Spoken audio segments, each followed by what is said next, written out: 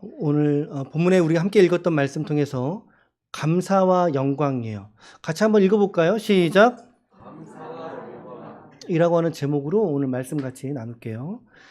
예수님께서 예루살렘으로 가려고 하셨던 것 같아요. 예루살렘으로 가실 때 이스라엘은 지도상 이 갈릴리 지역에서 예루살렘으로 지나갈 때라든가 혹은 거꾸로 예루살렘에서 갈릴리 지역으로 올라갈 때라든가 반드시 그 중간에 사마리아라고 하는 동네를 지나가게 되어져 있어요.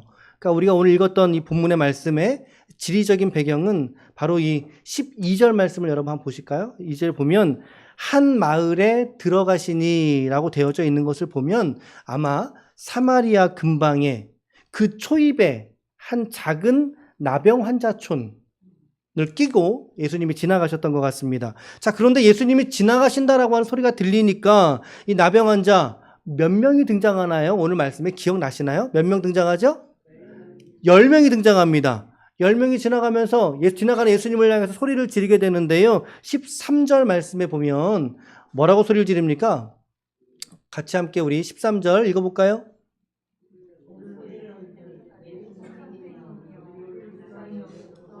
그렇죠. 예수 선생님이요, 우리를 불쌍히 여기소서. 여러분, 불쌍히 여겨달라는 말은 어떤 뜻이에요? 어떤 뜻이겠어요? 환자가 저를 불쌍히 여겨주십시오. 무슨 뜻이에요? 그래서 고쳐달라는 뜻입니다. 이 병을 좀 낫게 해주세요. 나병이라 그랬는데요. 예전에 우리 개역 한글에서는 문둥병자 이렇게 해서 문둥병. 혹시 문둥병 환자를 여러분 주변에 보신 적이 있으신가요? 있으세요? 없지 않으세요? 지금은 그렇게 흔치 않죠. 물론 지금은 다 치료가 되는 질병이지만 당시에는요, 치료가 불가능했던 상당히 어려웠던 질병 중에 하나입니다. 게다가 피부병이에요. 피부병이니까 피부가 피부대로 닿으면 어떻게 되겠어요? 이게 전염되잖아요. 옮아가잖아요. 그래서 조금 더 멀찌감치 떨어지면서 예수님을 부르게 된 거죠. 가까이 가지는 못한 채로 예수님이요! 그래서 소리를 높였던 거예요. 안 들릴까봐 소리를. 불쌍히 여겨주세요.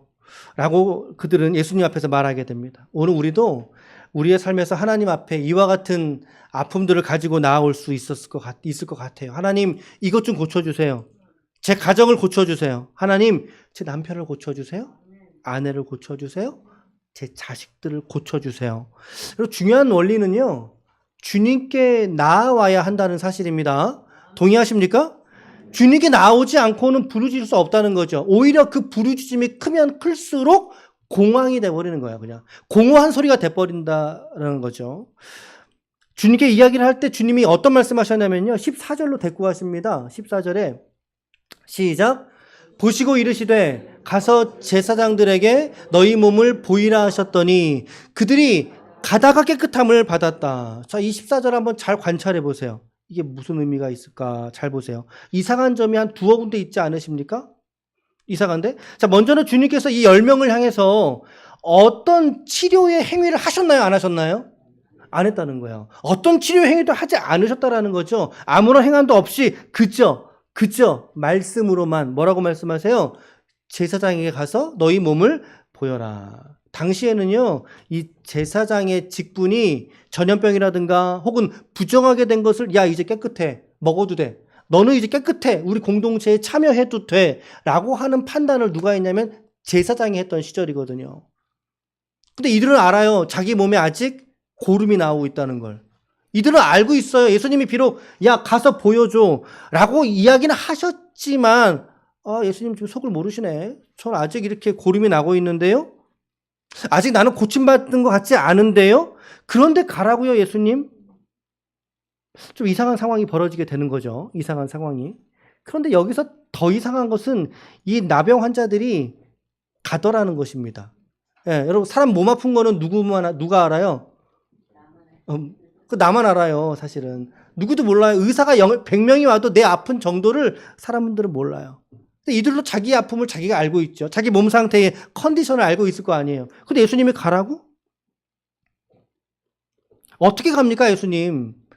이라고 한 명도 대꾸한 사람이 없어요. 예수님의 그 말씀에 이들이 하나같이 10명이 그냥 한 사람처럼 제사장에게로 가기 시작한 것입니다. 어떻게 달려갔을까요? 그 모습이 상상이 됐어요. 어떻게 달려갔을까? 뚜벅뚜벅 천천히 뒷짐지고 이러고 갔을까요? 아니면 야 예수님이 가랜다. 뭔가 일이 있지 않을까? 가면 뭔가 달라질 것 같아. 그 기대하는 마음으로 혹시 막 뛰어가고 있지는 않을까요? 뛰어가진 않았을까요? 그때 막 고름이 흐르고 무릎이 아프고 발목이 시큰거리면서도 그들은 예수님의 말씀에 순종함으로 그 발걸음을 옮겨 갔을 거라는 것입니다. 이들이 어떻게 자기 몸의 상태를 알면서도 제사장에게 이처럼 갈 수가 있었을까요? 저는 생각합니다. 믿음 때문이었다. 그들이 예수님을 향한 믿음 때문이었다라고 하는 거죠. 어떤 믿음입니까? 가면 고침을 받는다. 가면 내 육체가 나음을 입는다. 가면 순종하면 주님이 나의 이 연약한 몸과 마음을 어떤 방식으로든 나는 모르지만 어떤 방식으로든 우리 주님이 해결하여 주신다라고 하는 그 믿음 말입니다. 말씀드렸죠? 앞전에 중요한 건 가는 겁니다. 중요한 건. 예수님 앞에 나오는 게 중요하듯이 또한 중요한 것은 그 말씀에 순종하여 우리의 믿음의 발걸음을 내딛어 보는 것입니다. 가는 게 중요한 거예요. 순종이. 가지 않았다면 고침도 없을 거예요. 예수님이 100번을 말했어도 99번을 가지 않았다라면 100번을 가지 않았다라면 그들의 문제 상황은 여전히 그들의 실제로 남아있는 채로 머물러 있을 것입니다. 결코 해결될 리가 없었을 거라는 거죠. 그들은 예수님에 대한 이야기를 듣고 알고 있었어요. 그래서 소리를 질렀잖아요. 간절함의 표현인 거죠. 그 주님의 한마디에 마음을 실어서 이들이 제사장에게로 막 가기 시작합니다. 그런데 중요한 것은요. 이 말씀을 듣고 가는 이들의 모습 속에 어떤 모습이 보인다고요? 말씀 잘 보세요. 빨간 글씨 한번 보세요. 빨간 글씨. 자, 시작. 그들이 가다가. 그들이 가다가라는 것입니다. 가다가 이 말은 뭐죠? 순종하다가. 그들이 믿음으로 살아가다가. 실천하다가. 순종하다가 하나님의 역사를 경험하게 되더라는 것입니다. 깨끗함을 받은지라. 이 상황의 15절과 16절을 우리가 좀 읽어볼게요. 15절, 16절 이런 표현도 기록되어져 있습니다. 시작. 그 중에 한 사람이 자기가 낳은 것을 보고 큰 소리로 하나님께 영광을 돌리며 돌아와 예수의 발 아래에 엎드려 감사하니 그는 지금 이 본문에서 치료받은 사람은 몇 명이지요? 10명이에요. 10명. 10명이 주님께 왔어요. 좋아요. 오케이. 10명이 순종해서 갔어요. 오케이. 근데 가다가 치료받은 사람은 모두가 다 치료받았어요. 오케이. 그런데 예수님께 돌아와서 감사한 사람은 몇 명이었다고요? 몇 명이었다고요? 네, 헷갈리시면 안 됩니다. 일부러 헷갈리게 하려고 그런 거예요. 한 명이 한 명. 주님께 돌아와서 감사를 드린 사람은 한 명이라고 성경은 말하고 있습니다. 참 씁쓸하죠. 이런 대목은 참 씁쓸합니다. 속담이 생각이 납니다. 화장실이 갈 때가 다르고 올 때가 다르다. 이게 사람의 본성인 것 같아요. 사람의 마음인 것 같아요. 내가 얻을 것만 얻고 내가 받고 싶은 것만 받으면 끝입니까? 그렇지 않잖아요. 사람의 마음은 그렇습니다. 이 한 사람의 마음이 더욱이 그러하지 않았던 거죠. 이 한 사람이 게다가 잘 보세요. 말씀에 보면 이 한 사람이 조금 덥다. 좀 문을 조금만 열어두실래요? 네, 이 한 사람이 어디 사람이라고 말해요? 어디 사람이요? 사마리아 사람이라고 말해요. 사마리아 사람. 성경에는요, 이 유대인들이 사마리아 사람들을 인간 취급 안 했어요. 개만도 못한 족속으로 여겨서 상종치 않았거든요. 사마리아 사람들을. 자, 그런데 돌아온 한 사람이 사마리아 사람이라면 상상을 해보세요, 여러분. 그럼 나머지 9명은 누구라는 이야기를 하고 싶은 걸까요? 누구라는 이야기일까요? 유대인이라는 이야기를 하고 싶은 거죠. 야, 10명 중에 한 사람만 사마리아인이고 돌아온 사람이 그 사람이라면 나머지 9명은 유대인이었음에도 불구하고, 다시 말하면 예수님이 유다 지파에 태어나신 이스라엘의 빛이시잖아요. 근데 그 예수님의 족속인 유대 지파는, 이스라엘은 오히려 예수님께 돌아오지 않고 되려 이 이방인 하나님을 몰랐으나 오늘 이 사건을 통하여 예수님께 돌아온 이 한 사람이 이방인 사마리아 사람이더라 라고 하는 걸 강조하고 있는 표현인 것입니다. 오늘 여러분들과 제가 혹시 이 한 사람 사마리아인처럼 주님께 돌아오고 있는 것은 아니십니까?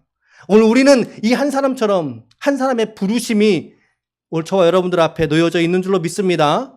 주님께 돌아온 자에게 하나님은 복을 말씀하시지요. 복을 말씀하시죠. 한 사람만 돌아와서 예수님께 감사했다. 이 감사 앞에 예수님은 또한 어떻게 반응하십니까? 그게 오늘 이제 끝자락이에요. 오늘 본문의 끝자락. 17절부터 19절까지 있는 말씀도 우리 같이 한번 읽어볼게요. 시작. 예수께서 대답하여 이르시되 10사람이 다 깨끗함을 받지 아니하였느냐? 그 9은 어디 있느냐? 이 이방인 외에는 하나님께 영광을 돌리러 온 자가 없느냐 하시고 그에게 이르시되 일어나 가라. 네 믿음이 너를 구원하였느니라. 물론 이 말씀 속에서는 예수님의 전지성, 이런 하나님으로서의 모습도 나타나죠. 가라고만 하셨지 몸 나은 걸 주님 본 적은 없으시잖아요. 근데 10명 다 나은 걸 주님은 알고 계시잖아요. 자, 여튼 예수님이 수많은 이적과 기사들을 통해서 그리고 이 병자들을 낫게 하시고 심지어 죽은 자를 살리신 사건. 누구죠? 나사로.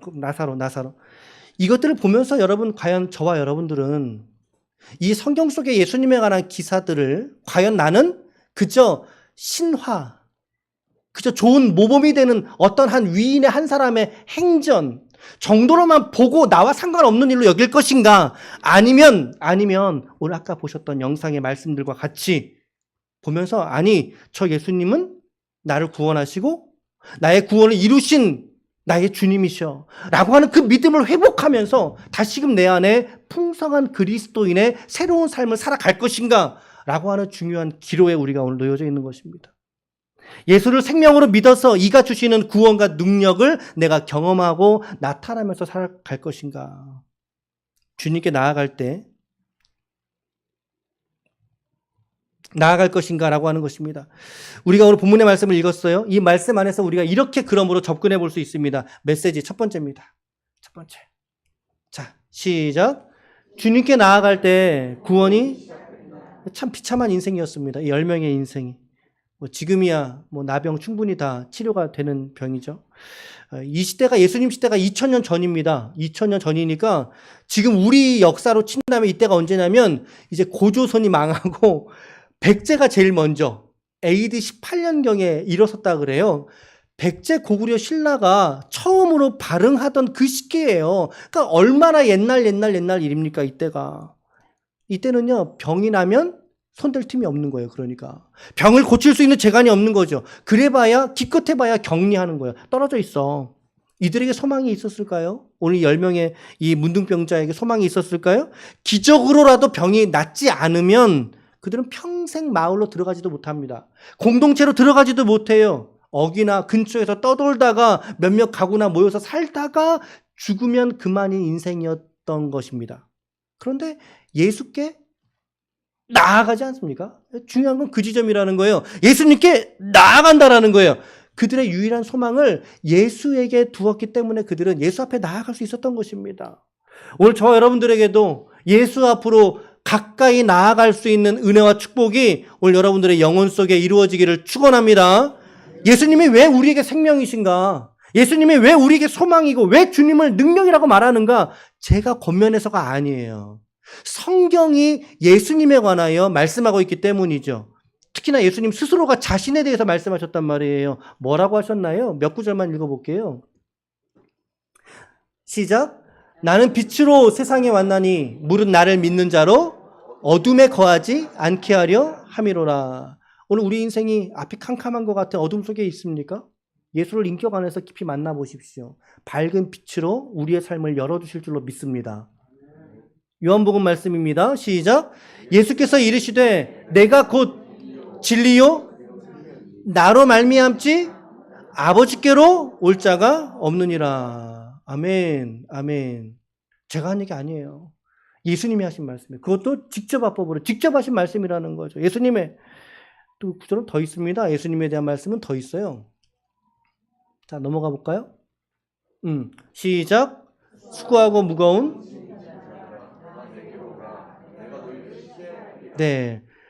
다 내게로 오라. 내가 너희를 쉬게 하리라. 그래서 교회에서 예배드리면 하나님이 잠을 주시는 거예요. 내가 너희를 쉬게 하리라. 얼마나 귀한 말씀이에요. 여러분 인생에 수고하고 무거운 짐진 것 같은 인생 살아가고 계십니까? 무거운 얽매여 있는 짐을 풀어버리고 예수님께 의탁하는 인생이 되시기를 축복합니다. 주님께서 참된 평강을 이걸 뭐라 그래요? 샬롬이라 그래요. 세상이 줄 수 없는 샬롬을 저와 여러분들에게 오늘 베푸실 줄로 믿습니다. 아멘. 시작.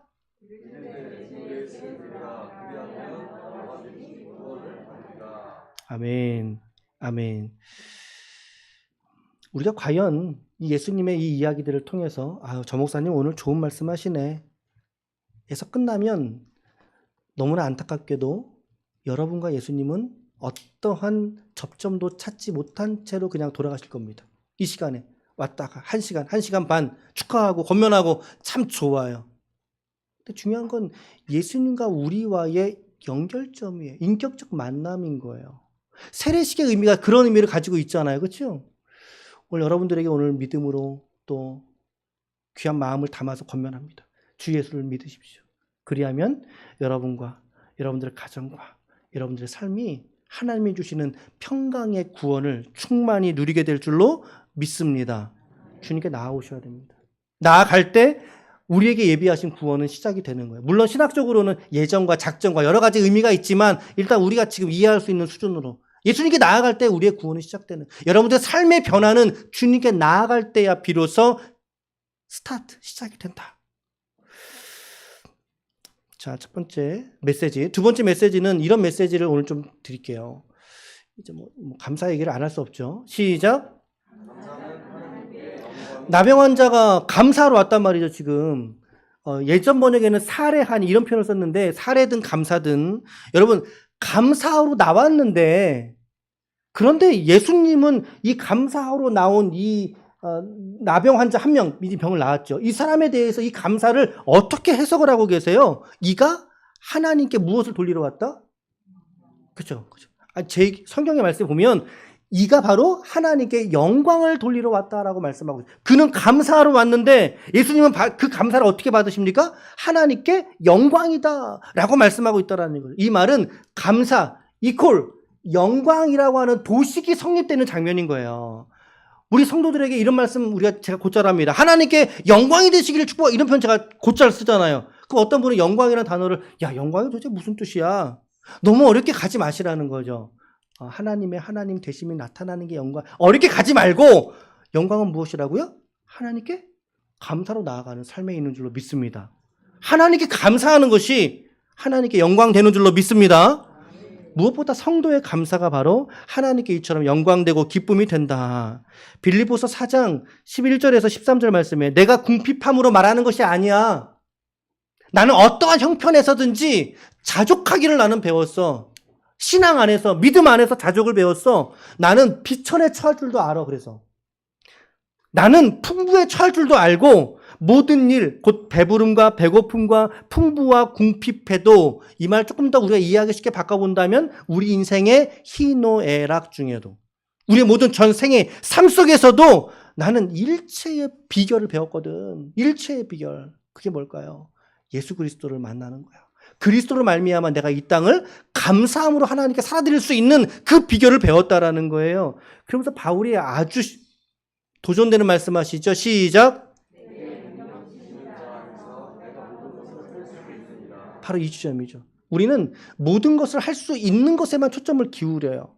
근데 그렇지 않아요. 성경은. 그 이전에 먼저 그의 생애와 삶 속에 뭐가 있어요? 일체의 비결.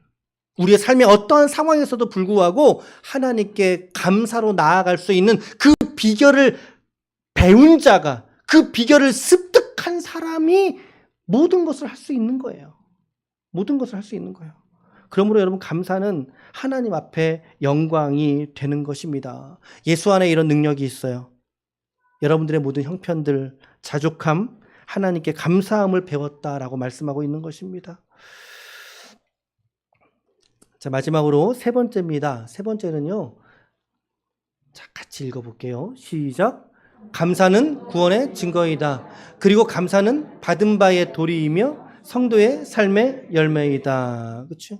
데살로니가전서 5장 18절 말씀입니다. 우리 너무나 잘 아는 말씀이죠. 시작. 범사에 감사하라. 이것이 그리스도 예수 안에서 너희를 향하신 하나님의 뜻이니라. 아멘. 웃는 얼굴에 침 뱉지 못한다는 말이 있어요. 또 다른 말로 바꿔볼게요. 감사하는 신앙에 사단이 틈을 타고 들어올 자리가 없다는 사실이죠. 그렇죠? 범사에 감사함으로, 범사라는 표현은 좋은 일만 말하는 게 아니에요. 우리의 감사는 좋은 일만이 아니라 힘든 일, 또 괴로운 일, 아픈 일, 상처받는 일, 모든 일들 속에서 우리는 뭘 발견해요? 감사를 발견할 수 있는 렌즈가 주어진 사람들이 주의 성도들이에요. 저와 여러분들이라는 사실이죠. 아멘. 저는 이 시간 우리 교회를 대표해서 또 이런 감사를 하나님께 오늘 좀 더 드리고 싶네요. 첫 번째는 세례를 베풀어 주신 하나님께 저는 감사합니다. 오늘 여러분들도 같이 감사해 주시면 좋겠어요. 네. 로마서 6장 3절에 이런 말씀이 있어요. 오늘 특별히 오늘 두 분에게 좀 드리고 싶은 말씀인데 무릇 그리스도 예수와 합하여 세례받은 자는, 그죠? 세례받은 우리는 그의 죽으심과 함께 합하여 세례를 받은 줄을 알지 못하느냐. 우리 성도의 세례는 예수님의 죽으심과 함께 합하는 일이라는 것입니다. 더 나아가서 예수 그리스도로 옷 입는 것이 세례라고 성경은 말하고 있어요. 그래서 우리 두 분의 믿음과 신앙이 하나님 앞에 이처럼 예수 그리스도로 옷 입는 거룩한 신앙이 되시길 축복합니다. 오늘 귀한 세례의 예식을 주신 하나님 앞에 저는 이러한 감사의 마음이 들어요. 감사를 올려드려요. 두 번째는 오늘 우리 지체들 함께 예배 드리게 돼서 너무 감사합니다. 너무 감사해요. 사는 저 지체들과 함께 예배 드릴 수 있어서, 저기 원래는 지체가 아니라 제 원 교환에는 새로 오신 분들과 함께였어요. 새로 오신 분들과 함께 우리 방문해 주신 분들 너무 축복드리고 함께 예배드릴 수 있어서 감사드려요. 사람의 구원은 참 인력으로 안 되더라고요. 그렇죠? 인력으로 안 돼요. 저도 오늘 초대하고 싶은 친구가 한 명 있었는데 연락을 했는데 어쩜 그렇게 오늘만 안 된대요. 그래서 그 다음 주에 오기로 했거든요. 다음 주에 오기로 했는데 다음 주에 올지 안 올지 궁금해요, 안 궁금해요? 궁금해요? 그럼 다음 주도 오셔야 돼요. 오셔서 한번 보세요. 그래서 우리 사람의 구원은 인력으로 할 수가 없어요. 오직 하나님의 때에 하나님의 은혜로 하나님의 부르심을 받아 예정된 사람에게 주시는 큰 축복인 줄로 믿습니다. 이 축복이 여러분들의 개인의 삶과 개인의 가정에 넘쳐났으면 좋겠습니다. 넘쳐나시길 바랍니다. 너무 감사드려요. 오늘 오셔서 함께 예배드려서 우리 지체들도 너무 귀하고 감사드립니다. 이제 마지막 세 번째는 이제 저희 교회 2022년도 이제 코로나가 2019년도에 2020년도에 발생했잖아요. 1월 달에 저희 교회가 2019년도 6월 달에 여길 들어왔어요. 그러니까 들어온 지 교회 개척한 지 6개월 만에 코로나가 뻥 터졌어요. 터지고 나서 지금 벌써 몇 년째입니까? 횟수로 3년이고 횟수로 3년이 만으로 2년이 지나가 버렸잖아요. 저는 저의 목회 경력이, 담임 목회 경력이 이제 4년인데 4년 중에 3년이 코로나인 거예요. 이게 도대체 이게 복이죠. 저는 주변에 목사님들하고 간증할 때 그런 말씀드려요. 목사님 너무 어려운 시간 잘 지나셨다고 저한테 격려해 주시거든요. 제가 드리는 말씀은 아니에요. 저 코로나 중인데 단 한 가정도 탈락한 가정이 없이 하나님을 잘 믿는 가정으로 우리가 이렇게 연합되어져 있어요. 얼마나 감사한지 몰라요. 그리고 올해는 또 더군다나 또 우리 장성문 집사님 가정을 또 보내주셔서 함께 예배드리는 공동체로 삼지 않으셨습니까? 그러니 이거 감사해요? 감사 안 해요? 감사하죠. 진짜 하나님 앞에 이 코로나 중에서도 많은 교회들이 문 닫은 교회도 얼마나 많은지 몰라요, 여러분. 전문적인 통계를 못 드려서 그렇지 문 닫는 교회 주변에 얼마나 많은지 몰라요. 재정적으로 결핍이 있고 부족한 사람 얼마나 많은지 몰라요. 그럼에도 불구하고 교회는 건물이나 특정 지역이나 집단을 교회라고 말하는 게 아니에요. 교회는 바로 여러분들 자신이 하나님의 교회인 줄로 믿습니다. 그럼 우리의 교회의 머리는 누구시죠? 담임 목사. 우리 교회 공동체의 머리는 누구시죠? 갑자기 헷갈리세요? 우리 주님이신 줄로 믿습니다. 거기 담임 목사 이러면 이제 우리 잘못 가고 있는 거예요. 잘못 가고 있는 거예요. 여러분, 우리 교회의 머리는 주님이시죠. 그럼 우리 각자들은 뭐지요? 이 교회의 몸된 지체들, 손가락, 발가락. 그래서 우리에게는 어느 한 사람, 한 가정의 아픔과 상처가 그만의 아픔과 상처에서 끝나지 않아요. 우리 모든 교회의 연합과 기도로 섬기는 일들이 되고 있다는 거죠. 얼마나 귀한지는 모릅니다. 오늘 우리 모두를 믿음과 은혜의 시절로 우리 하나님께서 귀하게 인도하신 줄로 믿습니다. 오늘 우리 정기주 집사님 가정 못 오신 게 너무 안타깝고 또 아쉬운 마음이 커요. 또 우리 또 있지만 여튼 우리 함께 믿음의 동반자로서 우리의 삶을 앞으로도 잘 세워갈 수 있기를 축복합니다. 우리 하나님께 감사의 박수 한 번 더 올려드릴까요? 아멘, 아멘, 아멘. 감사드려요. 자, 우리의 감사와 함께 이제 오늘 결론을 말씀드리고 끝내겠습니다. 자, 같이 한번 읽을게요. 자, 1번 그러면. 자, 1번 시작. 아멘. 오늘 잘 오셨어요. 주님이 나아갈 때, 주님 앞으로 나아갈 때 우리의 구원, 우리의 변화, 우리의 참된 생명은 비로소 시작이 되는 거예요. 자, 두 번째는요. 시작. 영광이라는 단어를 너무 철학적으로 여기지 마세요. 우리의 삶을 감사로서 하나님께 드릴 수 있다면 그것이 하나님께 영광이에요. 예수님이 그러셨잖아요. 세 번째는요. 감사는 구원받은 삶의 증거가 된다. 아멘. 동의하십니까? 아무쪼록 우리 모두가 다 이 풍성한 은혜의 때에 우리 모두 다 함께 기쁨으로 하나님께 나아가 영광으로서 드려지는 우리 모든 권속들, 우리 모두 한 사람 한 사람들이 되시기를 예수님의 이름으로 간절히 축원합니다. 아멘. 우리 잠시 눈을 감고